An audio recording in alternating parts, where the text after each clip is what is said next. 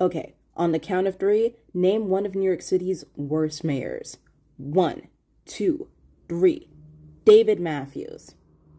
I'm sure your guy committed some political doozies, but my guy's claim to fame is that he was involved in an alleged plot against George Washington in 1776 to turn his personal guards against him so they'd take him out, leaving the American rebels leaderless. Historians call this the Hickey Plot, after Thomas Hickey, who was one of George Washington's lifeguards implicated in the conspiracy, and the only person to be executed in connection to it, although dozens of people, from shoemakers to the mayor of New York City, David Matthews, were also arrested and imprisoned. Mayor Matthews was accused of being the plotter's money mule, taking money from Governor William Tryon to distribute to the other conspirators.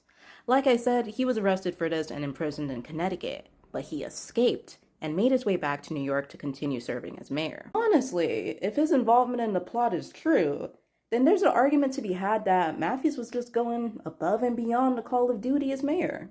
After all, this was colonial New York, and his allegiance was to the British government. But Mayor Matthews' role in the Hickey plot, as scandalous as it is, isn't the reason why I would include him on a list of New York City's worst mayors.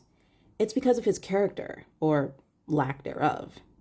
People who knew Matthews described him as a person in low estimation as a lawyer, profligate, abandoned, dissipated, indignant, extravagant, and voluptuous as himself, which is a read in 18th century parlance.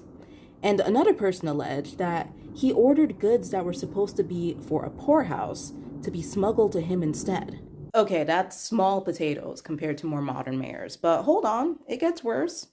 As mayor of New York for the duration of the Revolutionary War, David Matthews, at the very least, knew about the floating war crime that was the prison ships in Wallabout Bay, where 11,000 people died from starvation and disease, more than the number of people who died in combat during the war.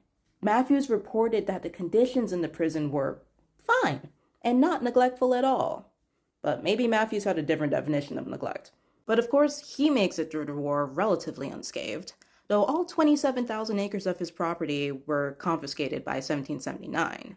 After the war, he fled to Nova Scotia like other British loyalists, and he even had the gall to petition the British government for compensation for his role in the Hickey plot. For some reason, there's a playground in the Bronx partially named after him, but the plaque there is roasting him, calling him a thief, an embezzler, and a spendthrift.